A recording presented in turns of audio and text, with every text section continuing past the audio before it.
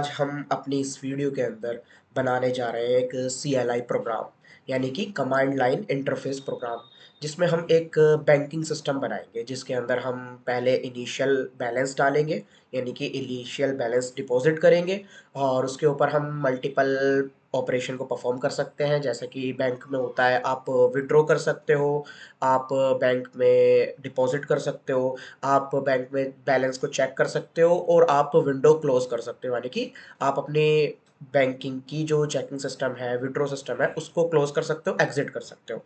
तो एक ये नॉर्मल सा बैंकिंग सिस्टम है जो कि हम CLI प्रोग्राम में बनाएंगे, यानी कि कमांड लाइन इंटरफेस के अंदर। ठीक है, तो ये इसके अंदर हम क्या क्या यूज़ करने वाले हैं? इसके अंदर हम यूज़ करने वाले हम इफ़ एल्स स्टेटमेंट का यूज़ करेंगे, यानी कि इफ़ एलिफ एंड एल्स का। और इसके अंदर हम ऑपरेटर को समझेंगे थोड़ा सा, यानी ऑपरेटर का यूज़ करेंगे, जो कि हम अपनी इस प्लेलिस्ट की वीडियोस में, ऑपरेटर वाली वीडियो में समझ चुके हैं। हम सबको पूरे ओवरऑल प्लेलिस्ट के जितने भी हमने फंक्शनैलिटीज़ को किया है, डेटा मेथड्स को किया है, डेटा टाइप्स को किया है, हम सारा का सारा यूटिलाइज करेंगे इस वीडियो के अंदर, जिसके अंदर हम अपना CLI प्रोग्राम बनाने जा रहे हैं। ठीक है, तो चलिए हम करते हैं अब कोडिंग स्टार्ट। ठीक है, तो फर्स्ट ऑफ ऑल आपको एक एक चीज़ समझनी है कि मैं क्या करने जा रहा हूँ, मैं कैसे करने जा रहा हूँ, और मैं आपको बताता हुआ चलूँगा, बस आपको फोकस करना है। ठीक है, तो सबसे पहले हम क्या करते हैं, हम अपना एक वेरिएबल बना लेते हैं बैलेंस नाम से। ठीक है, ये आपका एक वेरिएबल है जिसके अंदर हमारा बैलेंस स्टोर रहेगा, और इसी वेरिएबल के अंदर जो हमारा डेटा रहेगा, क्या डेटा रहेगा? अमाउंट का। अमाउंट क्या हो सकता है? अमाउंट आपका इंटीजर होगा बेसिकली। फ्लोट में भी होते हैं, यानी कि आपके रुपीस के पैसे भी हो सकते हैं, डॉलर के पॉइंट डॉलर भी हो सकते हैं, लेकिन हम यहाँ पे अभी करंटली एक प्रोग्राम ऐसा बना रहे हैं जिसके अंदर हम फ्लोट को यूज़ ना करके एक इंटीजर यूज़ करते हैं, ताकि हमारा हम ज़्यादा मैथमेटिक्स की तरफ ना जाकर, पॉइंट डेसिमल की तरफ ना जाकर, हम प्रोग्रामिंग को समझते हैं। हमने जो भी अभी तक किया है हम उसको यूटिलाइज करेंगे एक ही प्रोग्राम के अंदर। तो हम यहाँ पे इंटीजर को लेंगे, सिंपल। हम कोई डेसिमल नहीं लेने वाले, हम फ्लोट, हम इंटीजर को लेंगे। तो मैंने एक वेरिएबल बना दिया और मैंने कहा वेरिएबल में इंट, एक इंट यानी कि टाइप कास्ट कर रहा हूँ, और इसका जो बैलेंस होगा वो कौन देगा? सबसे पहले डिपॉजिट कौन करेगा? फर्स्ट टाइम डिपॉजिट आपका ऑब्वियसली यूजर ही करेगा ना, यानी कि हम जब प्रोग्राम को रन करेंगे CLI पर, टर्मिनल पर, तो हम ही पहले बैलेंस डालेंगे ना कि कितना बैलेंस है। तो बैलेंस हम लेंगे तो हम इनपुट करेंगे उसको, यानी कि मैंने टाइप कास्ट किया और इनपुट किया एक साथ। मैंने इनपुट किया और यहाँ पे डाला, लिखा enter your first initial deposit. Deposit मैंने ये लिख दिया, या आप डिपॉजिट अमाउंट भी कर सकते हो, या हम खाली सिर्फ डिपॉजिट ही रहने देते हैं, सिंपल। अब क्या होगा? अब होगा ये कि मैं करूँगा, अब मैं एक लूप करूँगा। लूप क्या? वाइल लूप करूँगा। उसमें क्यों वाइल लूप क्यों करूँगा? क्योंकि मुझे ना 4 ऑप्शन देना है। एक तो चेकिंग बैलेंस का, कि आप बैलेंस चेक कर सकते हो। एक आप और ज़्यादा पैसे भी डिपॉज़िट कर सकते हो। एक तो हम फर्स्ट ऑफ ऑल ये वाला तो करवाएँगे ही करवाएँगे इनिशियल। इसके बाद भी हम और ज़्यादा डिपॉज़िट कर सकते हैं बैलेंस को, और फिर उसके बाद हम विथड्रॉ कर सकते हैं। उसके बाद हम एग्ज़िट विंडो भी करेंगे, उसके बाद हम चेक बैलेंस भी करेंगे। तो कितने ऑप्शन हो जाएँगे हमारे पास? 4 ऑप्शन हो जाएँगे। ठीक है? तो ये 4 ऑप्शन के लिए मुझे क्या करना पड़ेगा? मुझे व्हाइल का यूज़ करना पड़ेगा, एक लूप का यूज़ करना पड़ेगा, क्योंकि मैं करंटली उसको चलाता रहूँगा, उसको एग्ज़ीक्यूट करता रहूँगा जब तक विंडो एग्ज़िट ना हो, जब तक यूज़र विंडो को एग्ज़िट ना करे, सिंपल। तो मैं क्या करूँगा? मैं यहाँ पे लिखूँगा व्हाइल, और इसको मैं क्या कर दूँगा? ट्रू। इसको मैं ट्रू कर दूँगा। मैं यहाँ पे कोई कंडीशन नहीं लिख रहा कि अरिथमेटिक ऑपरेशन की ए लेस देन बैलेंस इस करके, नहीं। मैं यहाँ पे ट्रू कर रहा हूँ, यानी ये मेरी लूप चलती ही रहेगी। ये वाली मेरी लूप एग्जीक्यूट होती रहेगी, क्योंकि इसके अंदर आने वाले हैं हमारे अपकमिंग 4 ऑप्शंस जो हम यूज़र को प्रोवाइड कर रहे हैं एक बैंकिंग सिस्टम में। मैंने कहा वाइल ट्रू, और मैंने यहाँ पे लिखा लेट से प्रिंट, और मैंने यहाँ पे लिखा backslash n. Backslash n क्यों आता है? आपको पता होगा, न्यू लाइन के लिए बैक स्लैश एन आता है, यानी कि जब ये लूप चलेगी तो सबसे पहले बैलेंस प्रिंट, बैलेंस को हम इनपुट करेंगे टर्मिनल पर, यानी कमांड लाइन पर, CLI पर। तो फिर उसके बाद एक लाइन स्किप हो जाएगी, यानी न्यू लाइन आ जाएगी, तो उसके लिए मैंने एन लिखा है। इससे ज़्यादा इसका कोई मतलब नहीं है। बैक स्लैश एन यूज़ होता है आपका न्यू लाइन के लिए। ठीक है, अब ये हो गया। अब मैंने यहाँ पे लिख दिया वन। ये हो गया हमारा ऑप्शन वन, सिंपल। अब ऑप्शन वन हो गया। अब मैं इसको थोड़ा सा स्ट्रिंग को अपने हिसाब से डिज़ाइन कर लेता हूँ, यानी कि लिख लेता हूँ। मैंने यहाँ पे लिखा है कि आपको क्या करना है। हम यूज़र से पूछेंगे आपको क्या करना है, तो हम पहला ऑप्शन क्या देंगे? डिपॉजिट का। डिपॉजिट,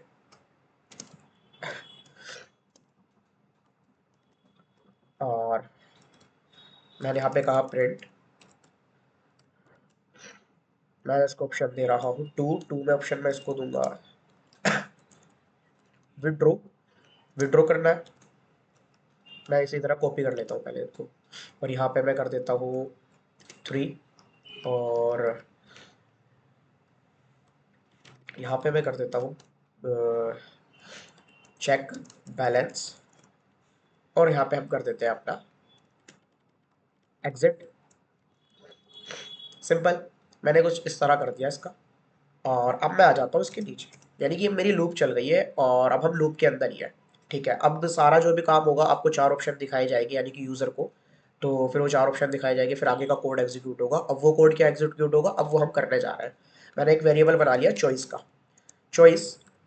अब यूज़र चॉइस डालेगा। सबसे पहले हमारा यहाँ पर बैलेंस डाल रहा था, फिर उसको 4 ऑप्शन प्रिंट हुए हुए दिखेंगे कि आपको डिपॉजिट करना है, विड्रॉ करना है, चेक बैलेंस करना है या एग्जिट करना है। तो वो एक ऑप्शन यहाँ पे चूज करेगा। वो कैसे चूज करेगा, वो चॉइस वाले वेरिएबल के अंदर हम एक और इनपुट बनाने जा रहे हैं। वो हम यूँ करेंगे, इनपुट चूज एन ऑप्शन। ठीक है, हमने ये करता है चूज एन ऑप्शन। ये एक वेरिएबल बन गया है। अब क्या होगा, अब मैं यहाँ पे इफ एल्स स्टेटमेंट लगाने जा रहा हूँ। इफ एल्स स्टेटमेंट मैं क्यों लगाऊंगा, क्योंकि मैंने 4 ऑप्शन दिए हैं। अब यूजर कुछ भी डाल सकता है, 1 2 3, एक सेकेंड, यहाँ पे मैं 4 लिख लेता हूँ। हाँ, तो यूजर कुछ भी डाल सकता है, 1 2 3 4।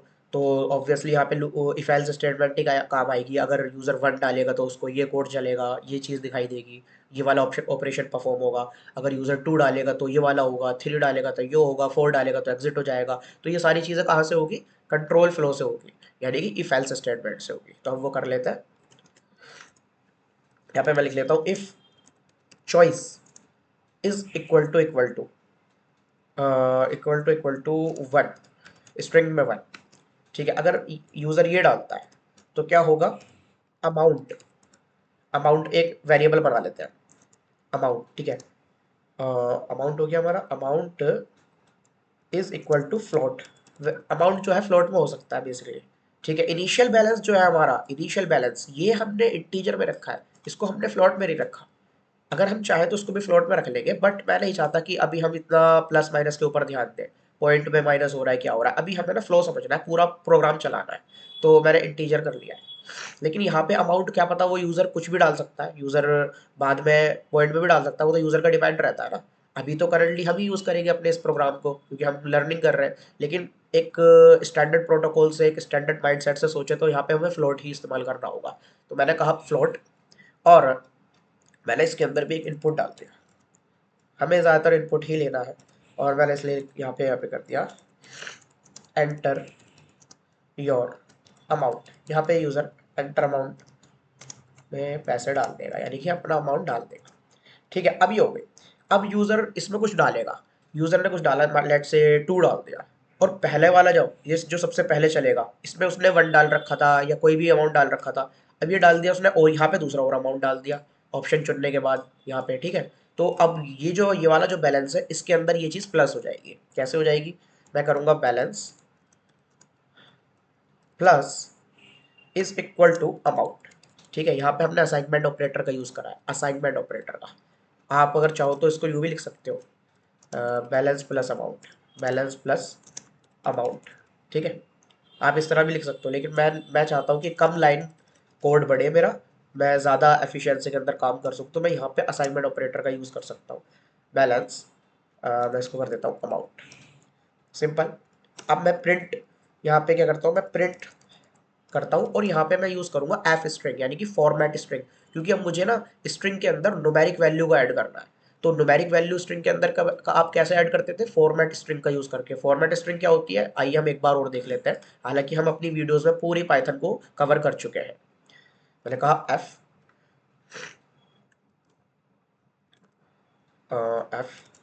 ठीक है, और मैंने यहाँ पे कहा डिपॉजिटेड, कितना अमाउंट डिपॉजिट हुआ है, डिपॉजिटेड अमाउंट, यानी इस वाले अमाउंट के अंदर, इसमें इनपुट में उसने अमाउंट डाला होगा, वो हमने यहाँ पे दिखा दिया कि इतना अमाउंट डिपॉजिट हुआ है। और आगे क्या हुआ, आगे हमने दिखाया ये अमाउंट डिपॉजिट हुआ है। आगे हमने दिखाया न्यू बैलेंस क्या बना, न्यू बैलेंस आपका हो गया यहाँ पे हम कर देते हैं न्यू बैलेंस, हम यहाँ पे कर देते हैं बैलेंस को, ठीक है, न्यू बैलेंस बैलेंस। ये हमारा एक हो गया, यानी कि अगर ऑप्शन वन सेलेक्ट करेगा डिपॉजिट का तो सबसे पहले अमाउंट हम उससे लेंगे फ्लोट में, डेसिमल में, और फिर उस अमाउंट को बैलेंस वाले वेरिएबल के अंदर जो हमारा इनिशियल डिपॉजिट था उसमें प्लस कर देंगे और उसको प्रिंट करवा देंगे। अगर चॉइस वन है तो, यानी कि वन ऑप्शन यूजर चुनता है तो, यूजर वन ऑप्शन सेलेक्ट करता है तब ये वाला कोड चलेगा, आप समझ चुके हो। अब इसी तरह हम ऑप्शन टू और ऑप्शन थ्री और ऑप्शन फोर के लिए भी लिख लेंगे और हमारा प्रोग्राम कंप्लीट हो जाएगा, फिर हम इसको रन करके देखेंगे। लेट्स से अब मैंने यहाँ पे कहा एलिफ, अब मुझे एलिफ के अंदर जाना है।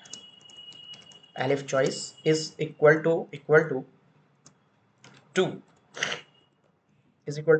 यानी अगर यूजर कहता है कि मुझे पैसे विड्रॉ करने हैं, वापस निकालना है, जो मेरा इनिशियल अमाउंट है या मैंने बाद में जो डाला, या यूजर कुछ भी ऑप्शन चुने तो उसमें अगर टू चुनेगा विड्रॉ, तो अब विड्रॉ में क्या होगा भाई, उसको पैसे चाहिए तो अब हमें माइनस करना पड़ेगा। यहाँ पर हमने डिपॉजिट वाले में प्लस कराया, आप देख सकते हो, अमाउंट में लिया और यहाँ पे बैलेंस के साथ प्लस कर दिया, लेकिन यहाँ पे क्या होगा, माइनस हो जाएगा। विड्रॉ का मतलब लेना, यानी कि डेबिट करना, तो यहाँ पे माइनस हो जाएगा, ज़्यादा कुछ नहीं है, बिल्कुल आपको फ्लो समझना है बस, बाकी बिल्कुल ईजी है, ठीक है। अब मैंने कहा इससे कि यहाँ पे क्या होगा कि कितने विड्रॉ करना चाहता है, यहाँ पे हम एक वेरिएबल बना लेते हैं अमाउंट का, यहाँ पे सेम फ्लोट इनपुट, ठीक है, और यहाँ पर हम कर लेते हैं enter your amount for withdraw, फिर विड्रॉ, ठीक है। यानी ऊपर वाला जो था ये अमाउंट, ये था इफ वाली, उसके अंदर इफ वाली कंडीशन में, और ये था एंटर अमाउंट डिपॉजिट के लिए। मैं यहाँ पे लिख लेता हूँ enter your amount for deposit, ताकि रीडेबिलिटी अच्छी हो, डिपॉजिट। और यहाँ पे मैंने लिख लिया विड्रॉ के लिए अमाउंट डालो, यहाँ पे भी हमने अमाउंट ले लिया। अब लेट से उसने अमाउंट डाला 42, तो जो हमारा इनिशियल बैलेंस के अंदर ऑलरेडी अमाउंट होगा वो बैलेंस में से अमाउंट माइनस हो जाएगा, और न्यू अमाउंट यानी कि न्यू बैलेंस उसको प्रिंट हो जाएगा कि आप इतना विड्रॉ कर चुके हो, और आपके पास अब जो बैलेंस बचा हुआ है रिमेनिंग वो आपका इतना है। अब हम क्या करेंगे, यहाँ पे बैलेंस कर देंगे बैलेंस, लेकिन इससे कंडीशन आती है, इससे कंडीशन क्या आती है कि for example initial balance zero है और यूज़र डाल रहा है ज़्यादा, जो कि हमारे पास बैलेंस है ही नहीं, या इनिशियल बैलेंस कम है लेकिन यूज़र विड्रॉ करना चाहता है ज़्यादा, तो ये एक एरर है, ठीक है, हमारे लिए एक एरर है, चाहे यूज़र के लिए ना हो, यूज़र को पता नहीं रहता, ठीक है, लेकिन हमारे लिए एक एरर है, तो हम इसको कैसे डील करेंगे, तो हम यहाँ पे एक कंडीशन और लगा लेंगे, यानी इस इफ एल्स स्टेटमेंट में, ये जो if elif elif else statement चल रही है, इसके अंदर एक nested if else statement use करेंगे, वो सिर्फ इसके लिए काम करेगी कि अगर अमाउंट कम हुआ तो फिर क्या होगा, तो इसको भी हमें डील करना पड़ेगा, तो हम वो भी देख लेते हैं, ठीक है। तो मैंने ये कहा, अब मैं क्या करूँगा, मैं यहाँ पे एक और कंडीशन लगा रहा हूँ, इफ़ अमाउंट यानी जो यूज़र, ये वाला अमाउंट, ये वाला जो ब्लॉक इसको इसके अंदर है, ब्लॉक के अंदर, ये इस पूरे का ये वाला अमाउंट, अगर ये अमाउंट क्या हुआ, ये अमाउंट ज़्यादा है किस चीज़ से, बैलेंस से, जो हमारा इनिशियल बैलेंस है, कौन सा वाला इनिशियल बैलेंस है, ये वाला, ये अगर इससे ज़्यादा अमाउंट डाल रहा है वो विड्रॉ करने के लिए, तो पॉसिबल ही नहीं है, क्योंकि इतना पैसा है ही नहीं, तो फिर विड्रॉ क्या करेगा। तो इसमें हम क्या करेंगे, इसमें हम लिख देंगे print not enough balance in your account for this withdrawal, ठीक है, हमने ये लिख दिया, ठीक है। और अगर फॉर एग्जांपल अब कंडीशन आती है कि अगर इतना बैलेंस हुआ तो अब हम क्या करेंगे, मतलब एक तो हमने लिख दिया कि अगर बैलेंस नहीं है तो हम ये प्रिंट करवा देंगे कि आपके पास इतना बैलेंस तो है ही नहीं पहले से ही, तो आप विड्रॉ तो कर ही नहीं सकते, इससे कम कम कर सकते हो, ठीक है। लेकिन अगर इतना बैलेंस हुआ तो हम क्या करेंगे, हम आगे का कोड लिखेंगे एलिफ में, या हम एल्स में भी लिख सकते हैं, डिफॉल्ट कोड हम एल्स में लिख लेंगे।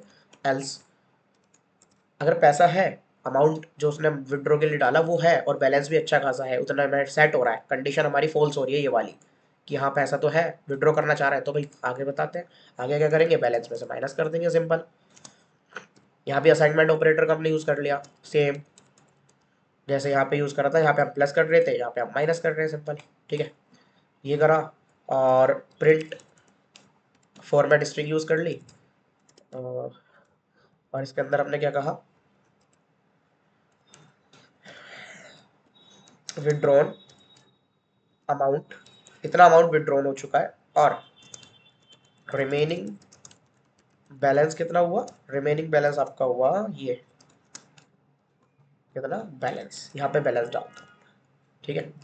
ये रिमेनिंग बैलेंस हमारा हो गया। ये हमारी हो गई कंडीशन 2 के लिए भी, यानी चॉइस 2 अगर विड्रॉ करना चाहता है तो उसके लिए भी हमारा ये हो चुका है। अब हम आगे चलते हैं। यहाँ पे मैंने लिखा, अब कंडीशन आती है, ये तो हो गया। अब आती है कंडीशन एलिफ 3 के लिए, यानी यूजर चाहता है कि सिर्फ बैलेंस चेक हो। तो ये सबसे ज्यादा आसान है, आप सिंपल यहाँ पे लिखोगे user choice is equal to 3 and आपको क्या करवा देना है, प्रिंट बैलेंस करवा देना है डायरेक्ट।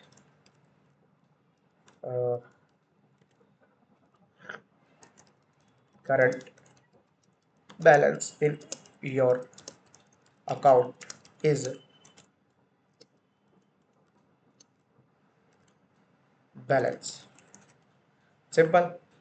अब आती है choice elif, choice is equal to 4, यानी ये 4 चॉइस है। 4 चॉइस पर क्या हमारा प्रोग्राम हमारा एग्जिट हो रहा है। तो अब क्या करेंगे हम, ये वाली जो लूप है वाइल ट्रू जो हम कर रखी है, हम इसको ब्रेक करेंगे, ठीक है। यानी कि हम इसको रोकेंगे। फॉर एग्जाम्पल जब तक यूजर 4 प्रिंट नहीं करता, 4 एंटर नहीं करता, तो तब तक ये वाली कंडीशन चलती रहेगी। वो उसमें डिपॉजिट भी करवा सकता है, विड्रॉ भी करवा सकता है, चेक बैलेंस भी करवा सकता है, बार बार ये चलता रहेगा। लेकिन अगर यूजर चाहता है कि मैं विंडो को क्लोज कर दूं, मुझे चलाना ही नहीं है ना, मुझे विड्रॉ करना, बस मुझे बैलेंस चेक करना था या उसे डिपॉजिट करना था, या मुझे कुछ नहीं करना, तो वो एग्जिट चाहता है, तो हम एग्जिट पर क्या करेंगे, ये वाली लूप जो ट्रू है ये चलती रहेगी, ट्रू रहेगी, तो इसको हम फॉल्स करेंगे। और फॉल्स कैसे करेंगे, ब्रेक स्टेटमेंट, यानी ब्रेक कवर।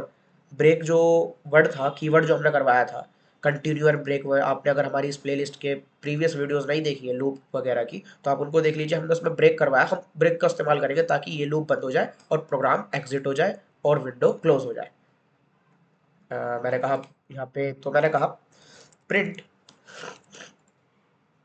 विंडो क्लोज्ड, यहाँ पे हम एक लिख देते हैं बाय, सिंपल। और यहाँ पे हम क्या कर देंगे, यहाँ पे हम लिख देंगे ब्रेक, ये हमारे हो गया ब्रेक, ठीक है। ये हमारी विंडो खत्म हो गई।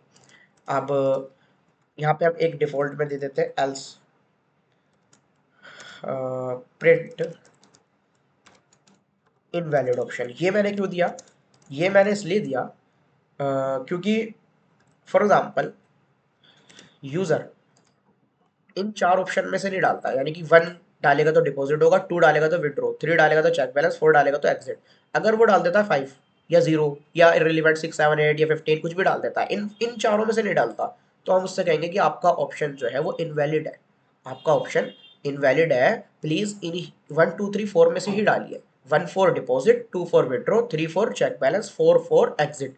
अगर यूजर डालता है कुछ और, तो उसके लिए सबसे लास्ट वाला एल्स चल जाएगा। तो आपको ये कुछ फ्लो इस तरह समझा जाएगा, आप इसको देखिए, फ्लो को समझ जाएंगे, ठीक है। अब ये हमारा प्रोग्राम हो गया कंप्लीट। अब हम इसको रन करते हैं। मैं थोड़ी स्क्रीन को जूम आउट कर लेता हूँ, यानी छोटा कर लेता हूँ, ठीक है, ताकि आपको बिल्कुल रीडेबिलिटी सही दिखे। अब मैं इसको रन करने जा रहा हूँ। अब ये हमारा कमांड लाइन इंटरफेस का प्रोग्राम स्टार्ट होने जा रहा है। एक सेकंड में इसको क्लोज करता हूँ, मुझे बड़ा ही करना पड़ेगा, एक सेकंड। तो मैं इसको रन कर देता हूँ, मैंने जूम कर लिया है, ठीक है। ये हमारा टर्मिनल चल गया, मैं इसको बड़ा कर लेता हूँ, ठीक है। यहाँ पे क्या लिखा हुआ है, ये enter your first initial deposit, यहाँ पे आप अपना अमाउंट डालो। मैंने लेट से डाल दिया 500, मैंने एंटर कर दिया। अब ये पूछ रहा है 4 ऑप्शन कि आपको डिपॉजिट करना है, विड्रॉ करना है, चेक बैलेंस करना है या एग्जिट करना है। अगर मैं फर्स्ट ऑफ ऑल एग्जिट कर देता हूँ स्टार्टिंग पे, तो क्या होगा, एग्जिट हो जाएगा, क्या हो जाएगा, विंडो क्लोज्ड बाय, सिंपल। मैं इसको क्लियर कर लेता हूँ और मैं इसको थोड़ी सी रीडेबिलिटी बढ़ा लेता हूँ। यहाँ पे मैंने कुछ इस तरह दिया है, मैं यहाँ पे इसको इस तरह कर लेता हूँ, ठीक है। अब मैं दोबारा रन करता हूँ। यहाँ पे अब क्या है, यहाँ पे enter your first initial deposit, मैं लेट से डाल देता हूँ 450, एंटर। अभी पूछ रहा है हमारा फर्स्ट इनिशियल डिपॉजिट तो हो गया 450, यानी 450। अब डिपॉजिट करना है, विड्रॉ करना है, चेक बैलेंस करना है, एग्जिट करना है। चेक बैलेंस करना है, मैंने 3 एंटर कर दिया। क्या आया है आपका, ये देखो यहाँ पे प्रिंट हो गया है, current balance in your account is 450, ठीक है। लेकिन लूप दोबारा चल गया, क्योंकि लूप तब तक चलता रहेगा जब तक ये एग्जिट नहीं करेगा। एग्जिट कब कर रहा है, आप ये देख सकते हो, मैं इसको नीचे कर देता हूँ। एग्जिट कर रहा है 4 पर, यहाँ पर लूप ब्रेक हो रहा है। अदरवाइज लूप जो है हमारा, आप कोड में देख सकते हो, ट्रू है, ट्रू है। इन तीनों पर ट्रू है, इसमें कोई ब्रेक स्टेटमेंट नहीं है, ना इसमें स्टेटमेंट है ब्रेक, ना इसमें है, और ना आपकी 3 वाले में। 4 वाले में ब्रेक स्टेटमेंट है लूप को रोकने के लिए। तो ये आपका तब तक चलता रहेगा जब तक आप इसको एग्जिट नहीं करोगे। अब जैसे मैंने इसको ऑप्शन दिया था 3, क्या दिया था, 3 ऑप्शन दिया था, ऑप्शन 3, ठीक है। तो इसने क्या करा, बैलेंस को बता दिया कि आपका करंट बैलेंस ये है। मैं इसको क्लियर, इसको क्लोज करके दोबारा रन करता हूँ, आपको और ज़्यादा अच्छा लगेगा। मैंने लिखा यहाँ पे 780, मुझे क्या करना है, मुझे डिपॉजिट करना है, मैंने एंटर करा, ठीक है। मैंने 20 रुपये डाल दिए, 20 रुपये डाल दिए, तो 780 और 20 यानी कि 780 और 20 कितने हो गए, 800, यानी कि 800 रुपये। तो अब आपको 800 प्रिंट हो जाएगा, देख पा रहे हो आप यहाँ पे क्या लिखा हुआ है, डिपॉजिटेड अमाउंट 20.0 और न्यू बैलेंस कितना हो गया 800, क्योंकि 780 जो रुपए थे वो मैं पहले से डाल चुका हूँ, यानी कि 780 मेरे पहले से थे जो मैंने इनिशियल डिपॉजिट में करे थे, और बाद में मैंने डिपॉजिट कितना करा 20, और दोनों प्लस हो गए कितना हो गया 800, ठीक है। यानी कि 780 पहले थे, बाद में मैंने डिपॉजिट करे इतने, और दोनों प्लस होके आ गया, और लूप दोबारा चल गई कि दोबारा और ऑप्शन, अभी और कुछ करना है, दोबारा और डिपॉजिट करना है, या विड्रॉवल करना है, या बैलेंस को चेक करना है, या एग्जिट हो जाना है। मैं क्या देता हूँ कि मुझे विड्रॉवल करना है, मैं विड्रॉवल के लिए 2 ऑप्शन प्रिंट कर देता हूँ, ठीक है। अभी कह रहा है enter your amount for withdraw, मैंने कहा एंटर अमाउंट, मैं डाल देता हूँ, मैं 200 डाल देता हूँ और एंटर प्रेस कर देता हूँ, तो क्या होगा, मेरा अमाउंट हो जाएगा 600, ठीक है। आप देख सकते हो विड्रॉ अमाउंट कितना था 200.0 और रिमेनिंग बैलेंस कितना हो गया 600। आप फ्लो समझ रहे होगे पूरा कि पहले मैंने 780 डाले थे, फिर 20, फिर 800 हो गए वो, फिर 200 मैंने निकाल लिए, फिर 600 हो गए, ठीक है। तो ये आप पूरा फ्लो समझ रहे हो। अब मुझे करना है दोबारा से बैलेंस चेक, मैंने 3 डाल दिया, बैलेंस कितना है, जितना था पहले उतना ही है बैलेंस, ठीक है, जितना भी था, क्योंकि अभी तो मैंने कोई ऑपरेशन नहीं करा। मैं चाहता हूँ कि मैं थोड़े से और पैसे और डाल दूँ, मैंने 1 ऑप्शन प्रिंट करा और मैंने 400 डाल दिया, तो क्या हो गया 1000 हो गया, यानी कि 1000 रुपये हो जाएंगे, देख सकते हो आप, डिपोजिटेड 4000, न्यू बैलेंस 1000, यानी 1000 रुपये हो गए। अब मैं चाहता हूँ कि मैं विड्रॉ करूँ, ठीक है। मैंने विड्रॉ के डाल दिया, अभी पूछ रहा है विड्रॉ अमाउंट, अब मैं करूंगा इसको कंडीशन दूंगा, मैं कंडीशन दूंगा, मेरे पास पैसे कितने हैं 1000 रुपये, यानी कि 1000, लेकिन मैं इससे कहूंगा कि तू मुझे 1500 दे वापस, या 2000, यानी कि मुझे 2000 विड्रॉ करना है 2000, जो कि हमारे पास अमाउंट नहीं है। तो हमने एक चीज लिखी थी यहाँ पे, आप मेरे कोड में देखना, मैंने एक चीज लिखी थी, अगर चॉइस 2 है यानी कि विड्रॉ वाली है, और अमाउंट जो है जो उसने डाला है, जो मैं अब डालूंगा यहाँ पे 2000 डाल दूंगा, वो मेरे करंट बैलेंस से कम है अमाउंट, तो ये वाली एल्स वाली चलेगी। और अगर ज़्यादा है अमाउंट, तो भाई मेरे पास इतना है ही नहीं पैसा करंट अमाउंट में जो आप विड्रॉ करना चाहते हो, तो वो प्रिंट हो जाएगा, ठीक है। मैं यहाँ पे कर देता हूँ लेट से करंट, अभी हमारे पास करंट अमाउंट कितना है, बैलेंस कितना है 1000, मैं इसको क्या कहता हूँ 5000, 5000 एंटर। क्या लिखा हुआ है, not enough balance in your account for this withdrawal.